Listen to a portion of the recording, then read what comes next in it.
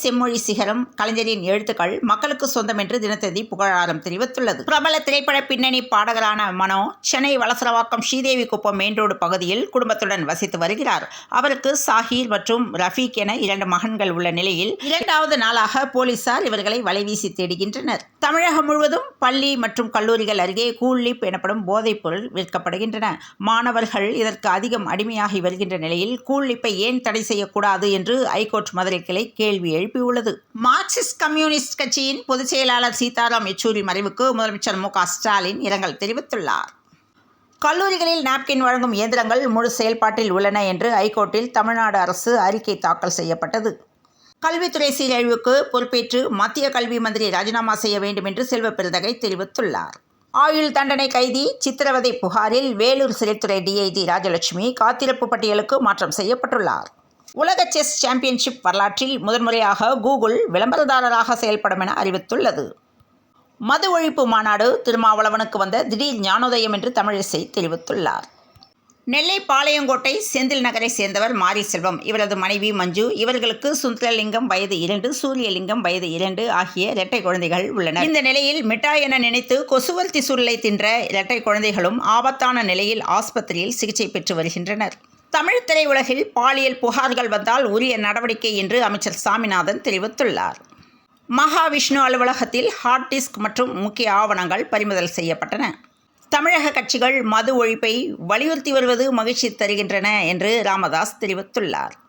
சிறையில் கைதி சித்திரவதை செய்யப்பட்டதாக புகார் எதிரொலியால் வேலூர் மத்திய சிறை கூடுதல் கண்காணிப்பாளர் அப்துல் ரஹ்மான் சென்னை புழல் சிறைக்கு மாற்றம் செய்யப்பட்டுள்ளார்.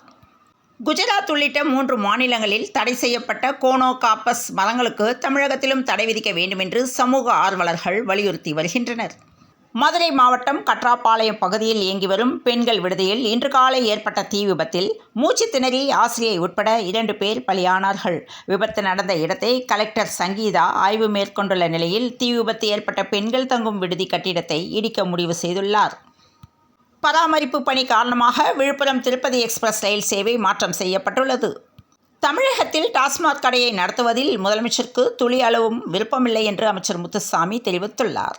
பொங்கல் பண்டிகையை முன்னிட்டு சென்னை உள்ளிட்ட பெருநகரங்களில் இருந்து சொந்த ஊர்களுக்கு செல்வதற்கு வசதியாக ரயில் டிக்கெட் முன்பதிவு இன்று காலை தொடங்கிய நிலையில் மாவட்டங்களுக்கு செல்லும் முக்கிய ரயில்களில் 5 நிமிடங்களில் முன்கட்டண பதிவு முடிவடைந்தது. விசிக மது ஒழிப்பு மாநாட்டில் தமிழக வெற்றிக் கழகம் பங்கேற்கும் என்ற தகவல் வெளியாகியுள்ளது. பெரியார் அண்ணா பிறந்தநாள் திமுக தோற்றுவிக்கப்பட்ட நாள் என ஆண்டுதோறும் திமுக முப்பெரும் விழா கொண்டாடப்படுகிறது. இந்த ஆண்டு திமுக முப்பெரும் விழா சென்னை நந்தனம் YMCA மைதானத்தில் வருகிற 17ஆம் தேதி நடைபெற உள்ளது. இந்த நிலையில் திமுக சாதனைகள் குறித்த கண்காட்சிக்கு ஏற்பாடு செய்யப்பட உள்ளது. மதுரை மீனாட்சி சுந்தரேஸ்வரர் கோவிலில் பல்வேறு சிறப்புகள் விளையாட்டுகள் நிறைந்த ஆவணி மூலத்திருவிழா விமரிசையாக நடைபெற்று வருகிறது. சிவபெருமானின் திருவிளையாடல்களை விளக்கும் வகையில் சிறப்பு அலங்காரம் தொடர்ந்து நடைபெறுகிறது. கோவை உக்கடம் மேம்பாலம் முழுமையாக பயன்பாட்டுக்கு வந்ததால் வாகன ஓட்டிகள் மகிழ்ச்சி அடைந்தனர். பாரதியாரின் நினைவு தினத்தை ஒட்டி பாரதியாரின் திருவுருவ சிலைக்கு மலர் தூவி மாலை அணிவித்து சீமான் மரியாதை செய்துள்ளார்.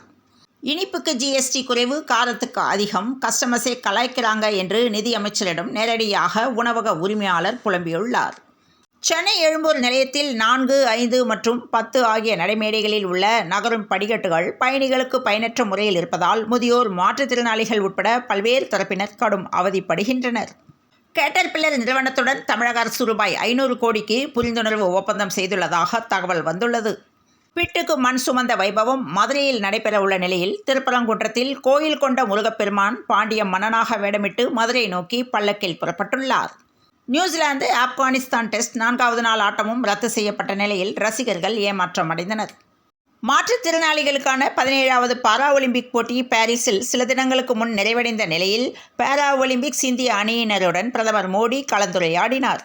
இன்று நடைபெற்ற ஆசிய சாம்பியன்ஷிப் கோப்பை ஹாக்கி போட்டியில் நடப்பு சாம்பியன் இந்தியா 3-1 என்ற கோல் கணக்கில் கொரியாவை தோற்கடித்து தொடர்ந்து 4வது வெற்றியை பதிவு செய்தது.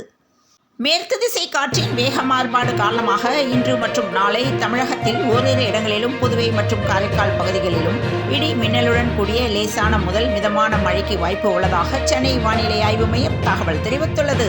இத்துடன் இந்த செய்திகள் நிறைவடைந்தன. மீண்டும் நாளை காலை செய்தியில் சந்திப்போம். வணக்கம்.